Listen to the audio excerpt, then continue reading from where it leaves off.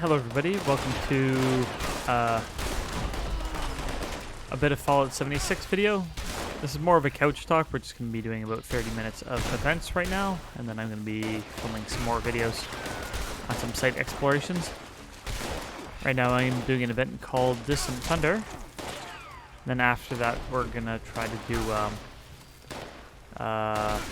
Coppice Water.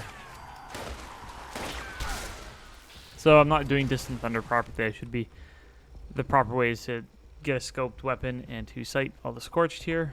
My favorite way is to take out my scoped fist and sight them directly between the eyes. Boom.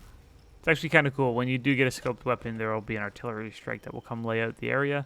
And then you have to mop up remaining enemies. But if you kill everybody, then it works too.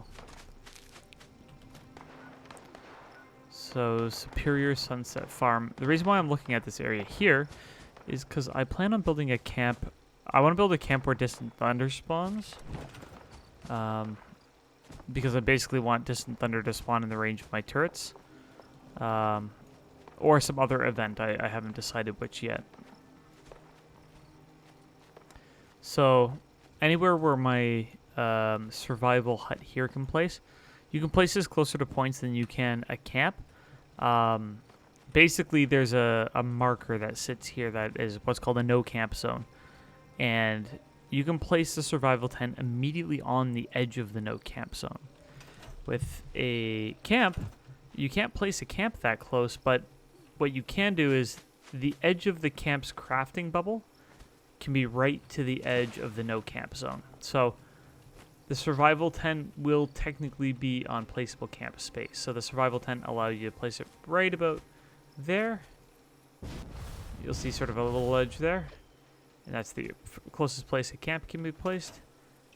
And again, if we go to that survival tent, we see that'll be a transition point for it as well.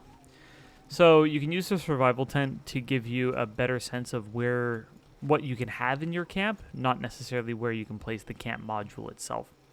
So, for instance, any of this space here, I know I could have my camp in. So if I wanted to build close to a quest area, I'm going to use this because this will basically show me, without having to pull out the camp, what I can have. And you can run with this out too. So you can sprint, and it's something that you can sort of easily keep in front of you. It's a lot bigger than a camp, so it will demo objects in a bigger area too. So I kind of, if I'm planning on camps, I just kind of keep this out in front of me and sort of map out the area in my mind about what could be allowed. So if there's an area where I basically look at camps for one of two reasons. Number one is a cool looking area, then sure, of course, I want to build a camp there. Number two, what kind of resources are there nearby? And not resource extractors. They're not particularly efficient. Again, one vein of copper excavated with power armor produces the same amount of copper as an hour of a vein. So it's much more economic to be near a copper vein than a copper extractor, let's say. So I've been kind of eyeballing up this pond here, and I'm just sort of hanging out more in the cranberry bog because enemies spawn. There's a higher chance of them spawning as elites in cranberry bog and a mire than in zones like forest. So we're gonna do Coppice Water here as well. See, I was gonna punch you too.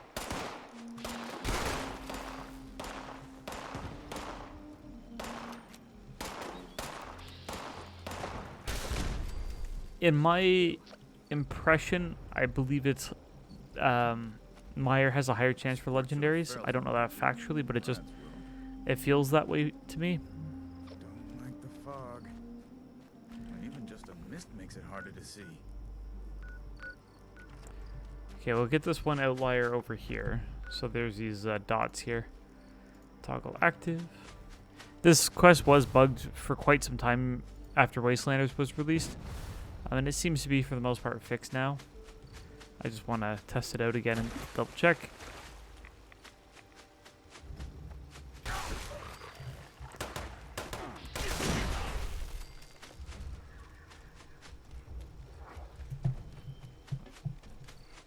Okay, we're gonna come over here to Crimson Prospect and mop up the rest. I will do drugs for this. And I'm gonna use my plasma cutter. I'm trying to get in the hand of using my melee build with the plasma cutter because it's a better tanking weapon, and I don't need all the damage I have with my gauntlet. I mean, I can always pull out the gauntlet if I need a DPS boost, but I'm trying to use this plasma cutter more and more.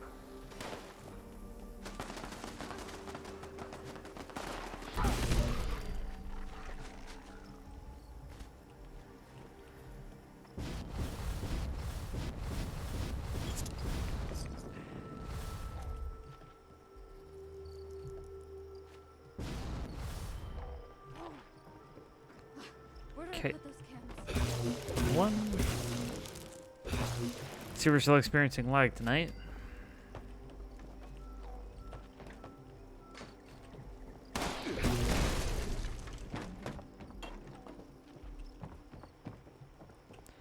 That magazine is on the second floor here, I think.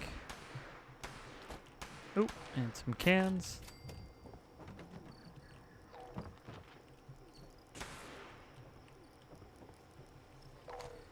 Got some ammo here.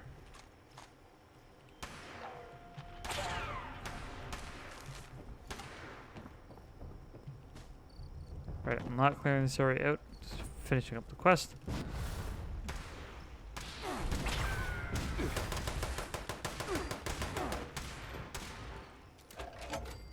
Oh, this wasn't where I thought it was.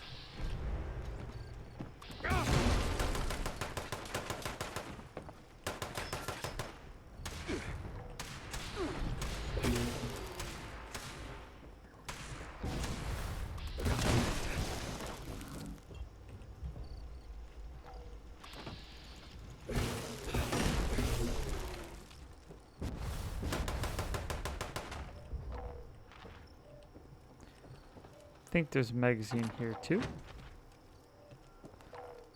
There we go.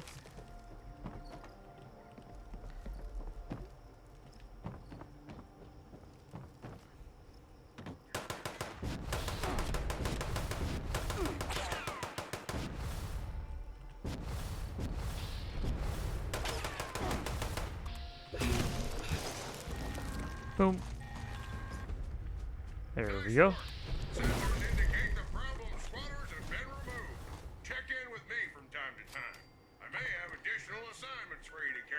Alright, where are we here? Senseless violence? Okay, let's do senseless violence too. Senseless violence spawns a lot in this area, and it'd be interesting if it spawned more consistently, but it doesn't.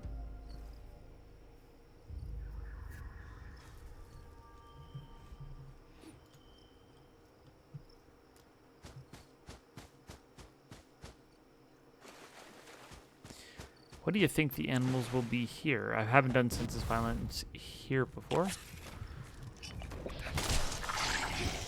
And the animals are sort of area specific.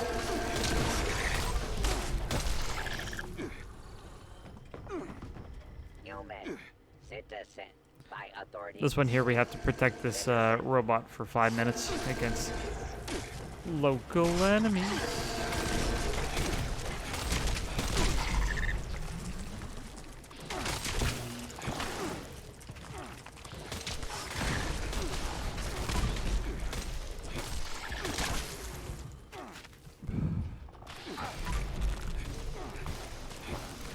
Boom. Order has prevailed. It has? Okay. Aid. We'll get some antibiotics going on for my disease. Rattle hand sucks. I think it just reduces your melee damage by like 25% or something.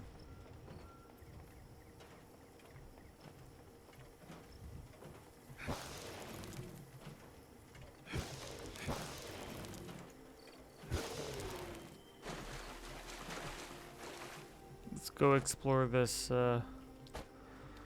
bus over here.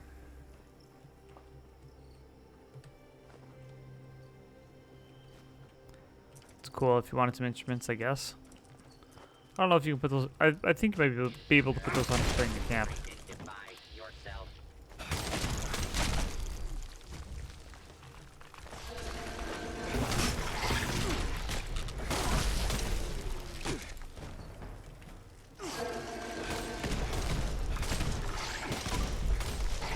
Four life forms. There we go.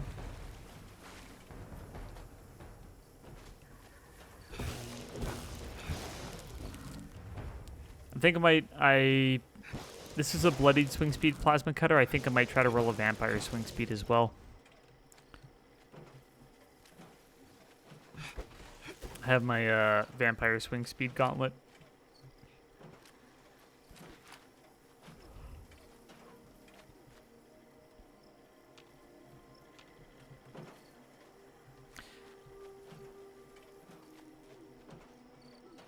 Calibrating scan parameters. One of the things I'm really looking forward to is unlocking the Valorous Alistar, so I can turn this thing into a sword proper. I'm actually really excited about it. It's a skin that you can apply to pretty much any one-handed weapon with some limitations, but I have a feeling it'll be applicable to this. You know, betting it's not bugged, but we'll have to see.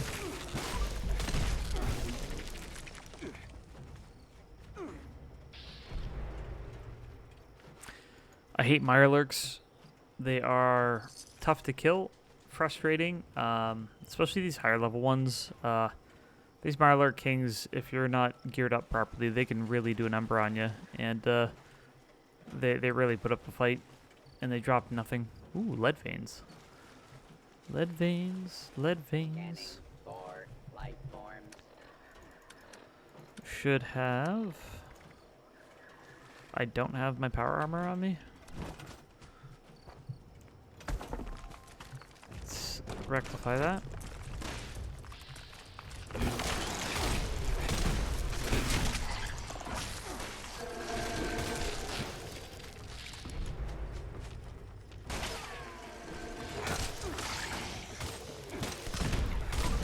Punching, punching.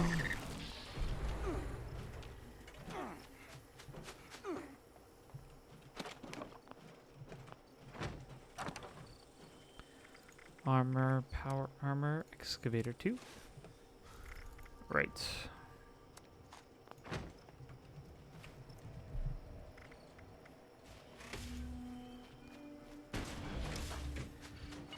Where was that? That was right on the edge of this cliff here, right?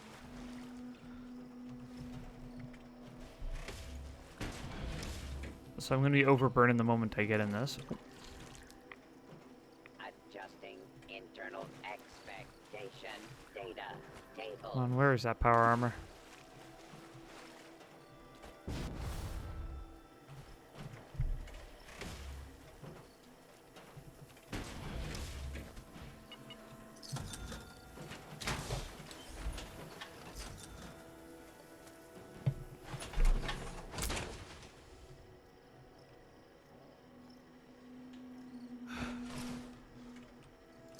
Thank you, citizen. Census correction applied. Shutting down to perform for D analytics. Have a pleasant day.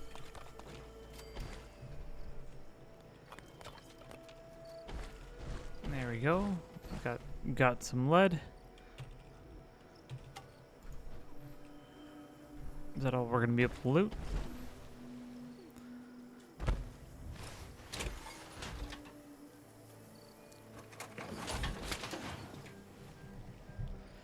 Yeah, that's not nothing. What did we get for that misc? Wait. The 28 lead ore. Yeah, again, with the extractors going, 28 lead ore would be almost 2.5 hours of running an extractor. So it's a lot. So this is what I mean about finding a camp to put it near resources. Because let's say I can only play for 20 minutes, or I don't want to sit there and babysit the extractor. Looting up something like that lead ore every time I log in is going to be more valuable than having an extractor nearby, by far. So if you've seen my video on my copper run, there are lots of places in the ash heap that you can literally drop a camp on and have, you know, a dozen or half a dozen veins ready to farm. But there's other things I'm looking for too, you know, access to mobs. So if every time somebody comes to buy stuff from my store, it causes mobs to respawn, and you know, if the turrets are getting some hits, I might be able to get loot from those.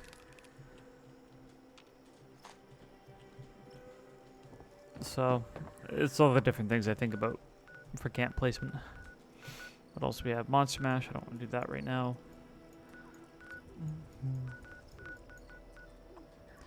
Load bearing. Awesome. We will, for load bearing, we will use the excavator power armor. To make it viable, all I have to do is switch out Iron Fist for traveling farm assistant. Ooh, Jesus, I'm using the wrong perks the whole time.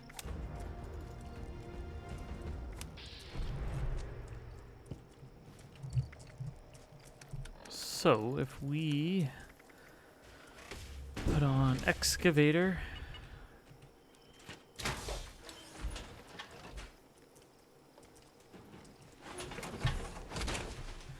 that is, I can put on some more power armor perks, but honestly, that's primarily the difference between the two builds.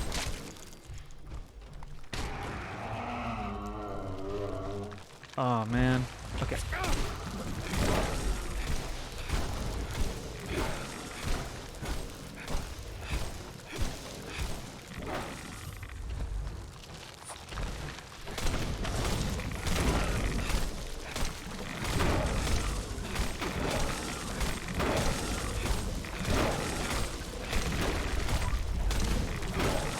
Come on. There we go.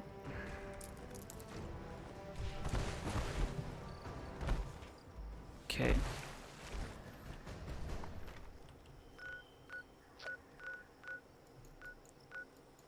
Where were we? Load bearing.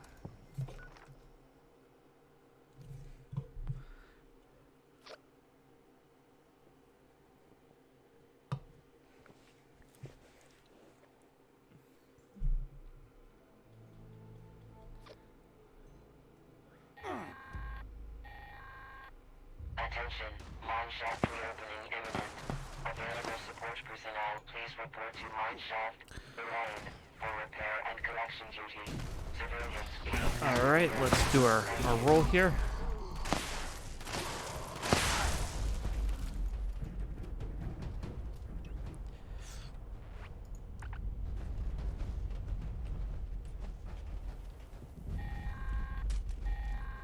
You opened it? Good.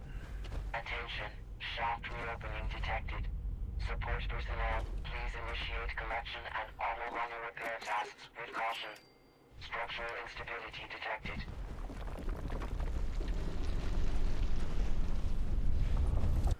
So I will be using this opportunity to harvest minerals and loot the junk boxes. I'm not super interested in keeping the auto miners repaired. I'll do it just because, you know, it's a thing to do. I'm not going to be doing any drugs or alcohol for this. I try to make these runs for load bearing and for load bearing and breach and clear. I try to make them as productive as possible. So that means we will be grabbing the weapons as well.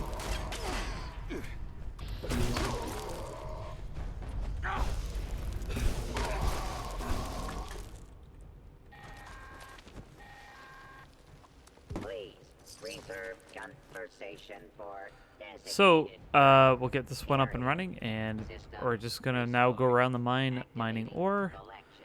The copper is lootable. The lead is not, last time I checked. Same thing with the aluminum. There were some issues looting those. So I'm not gonna mine gold. At some point they're gonna fix these. Maybe they realized it was too lucrative. It's a nice big chunk of lead there. Oil cans, yep.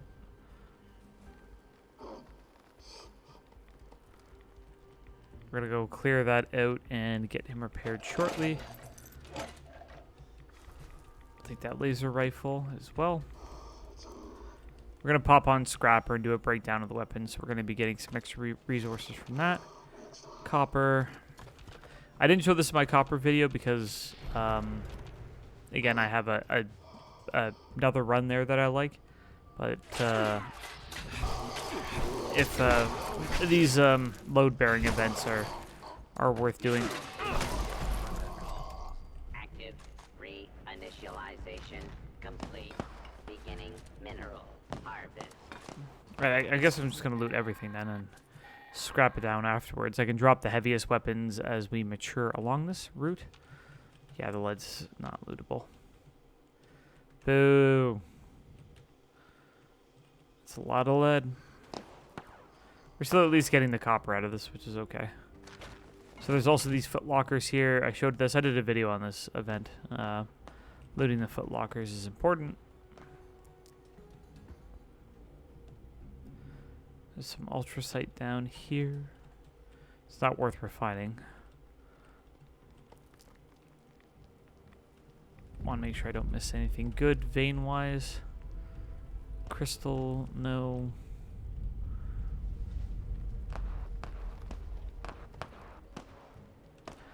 This one here's what mine shaft are we at again? A lane. It's just a big circle. It's really easy to navigate. There's a path that cuts diagonally through as well, but for the most part, it's just a big circle.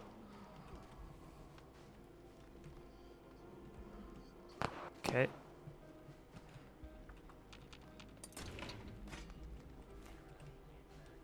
I want to get most of the mining out of the way early on because as this goes on, it'll start shaking loose loot boxes, and I want to make sure that, like this one here, I want to make sure I have time to look for those. More of them spawn the later event in the later in the event you go. So.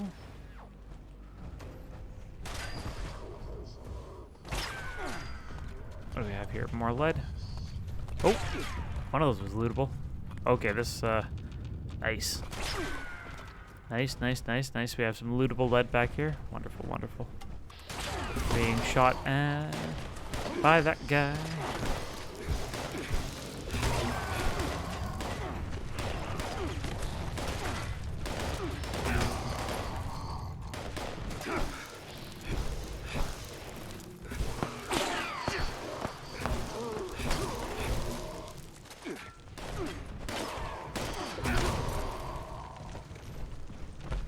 There's things in this perk, or I have things like White Knight equipped. I could get rid of those to make this more efficient, because I'm not going to get any value out of those. But again, for a pretty easy, no-brainer build, this one here is allowing me to take care of any enemies I need to.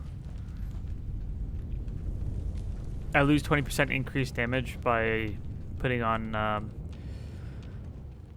Iron Fist, and again with the additive damage it's not super great.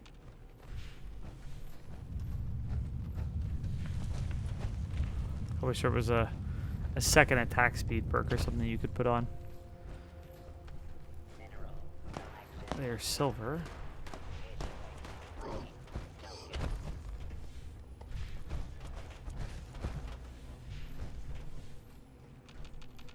More lead. Can I loot these? Even on an angle.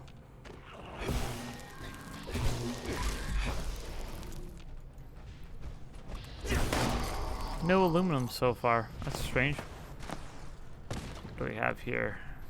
It's silver. System restored. Activating collection protocol.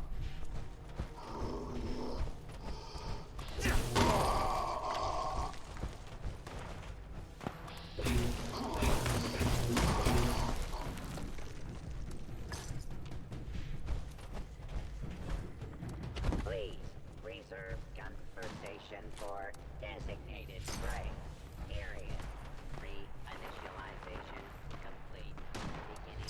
There we go. There's the locker.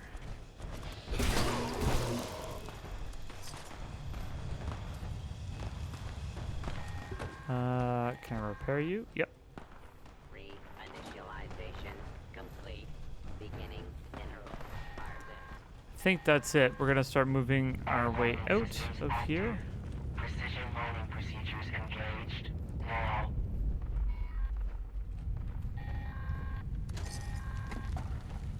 There we go.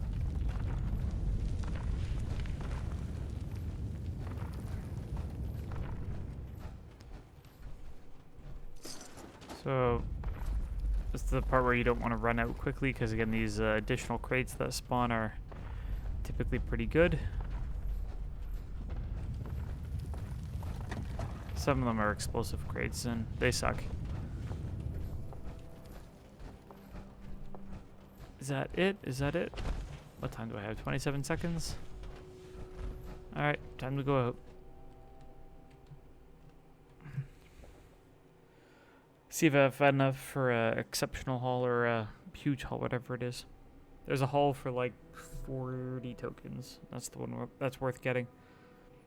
You don't get twice as the highest reward you can get from this is 100 tokens, and it's not twice as good as the 41.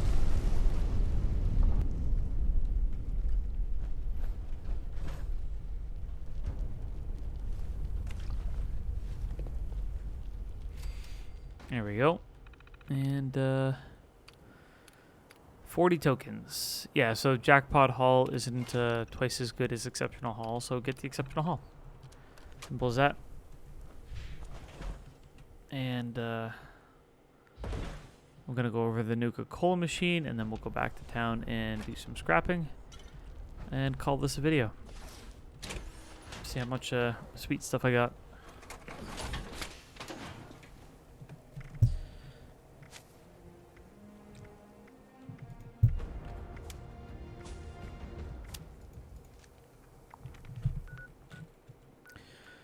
Alright, back to camp.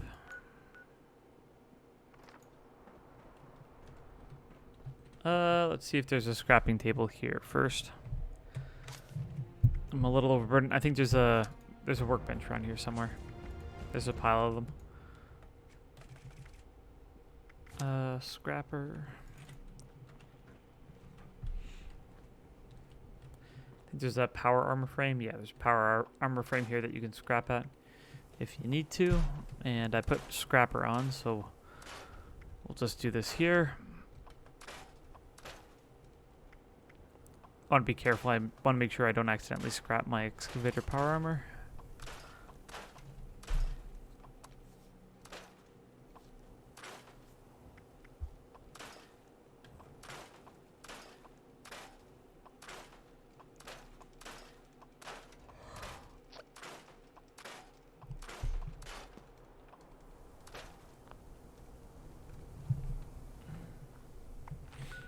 Alright, we'll go back now and scrap the minerals that we mined.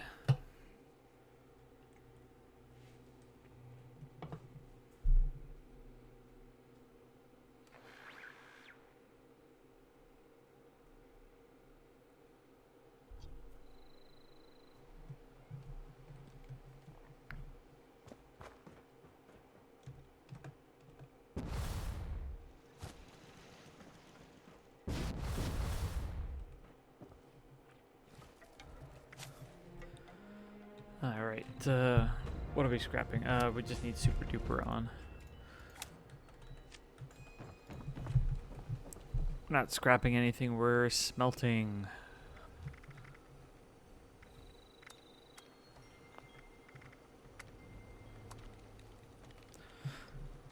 So we picked up 96 copper ore.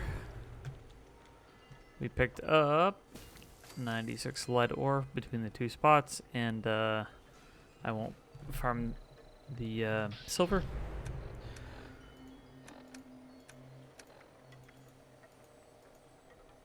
So we got 27 aluminum, 8 black titanium scrap, 131 copper, not bad, 15 adhesive, 344 lead scrap. Yeah, just a bunch of really good stuff here. It's a pretty valuable run. 381 steel. It was alright.